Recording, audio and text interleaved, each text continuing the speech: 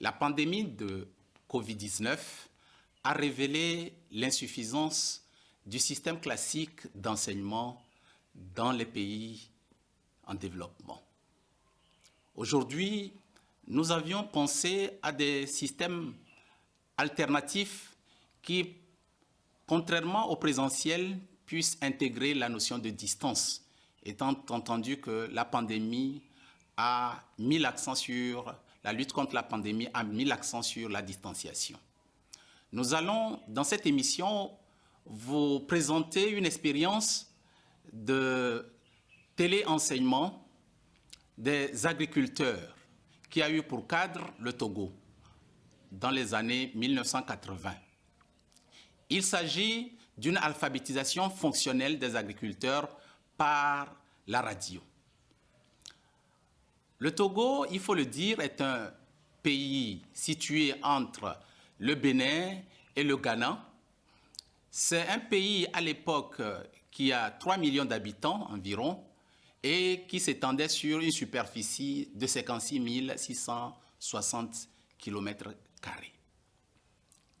Alors, le problème était de former les agriculteurs aux objectifs de développement assignés par le gouvernement dans son plan quinquennal de développement. Il s'agissait de faire en sorte que les agriculteurs puissent maîtriser les pratiques agricoles et réaliser, avec l'appui du gouvernement, l'autosuffisance alimentaire des populations. On a pensé à mettre en place un dispositif de formation à distance au bénéfice des agriculteurs. Le dispositif était axé sur la radio. Il était question d'utiliser la radio pour diffuser des émissions rurales en direction des populations d'agriculteurs. Les programmes étaient conçus au ministère du Plan et du Développement avec une équipe pluridisciplinaire composée des spécialistes de l'agriculture, des spécialistes du développement, des spécialistes de la santé, etc. Les contenus des programmes étaient orientés vers le sarclage, vers l'épandage de l'engrais, les semis, la sélection des semis et l'ensemencement. En plus de cela, il était prévu de former les agriculteurs aux méthodes d'acquisition de crédit auprès de l'État. Et on ne pouvait pas ignorer aussi le fait que le programme devait prendre en compte la santé des populations. Et donc, pour cela, on a prévu des émissions orientées vers la lutte contre les fléaux tels le choléra et les endémies telles le paludisme. Donc, d'un point de vue du contenu, les émissions prenaient en compte à la fois les objectifs de développement, mais aussi les objectifs sanitaires et les objectifs orientés vers l'acquisition des crédits à des fins agricoles. La radio servait de lien pour diffuser ces formations. Dans chaque village, les agriculteurs étaient invités à s'organiser en club radio autour d'un moniteur.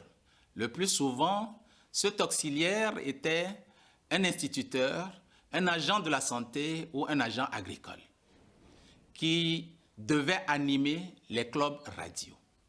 Chaque club radio recevait un poste récepteur de radio et des enveloppes pour pouvoir faire des feedbacks au programme afin de connaître l'opinion par rapport au contenu des émissions émises. Chaque émission était non seulement destinée à transmettre des connaissances, mais aussi était le lieu où l'on restituait les réactions des agriculteurs par rapport au contenu des émissions. Il faut noter que, parti d'une quarantaine de clubs radio, après 2 ans d'expérience, on était arrivé à plus d'une centaine de postes radio et Cela a entraîné un engouement auprès des populations rurales tel que le programme n'avait plus les moyens d'acquérir des postes radio et de les mettre à la disposition des populations. Ce qui est devenu pour le programme un défi. Et on a dû arrêter cette expérience tout simplement parce qu'on n'avait pas les moyens d'accompagner l'engouement des populations pour ces émissions. Toutefois, ce qu'il faut reconnaître, c'est que cette émission a permis aux agriculteurs d'acquérir des compétences en matière de développement de l'espace rural. Et le Togo, à l'époque, était devenu un pays producteur de biens agricoles. Voilà une expérience très intéressante qui pourrait nous aider à mieux asseoir des contenus d'enseignement dans le cadre de la lutte contre la pandémie et assurer une certaine continuité pédagogique dans l'éducation.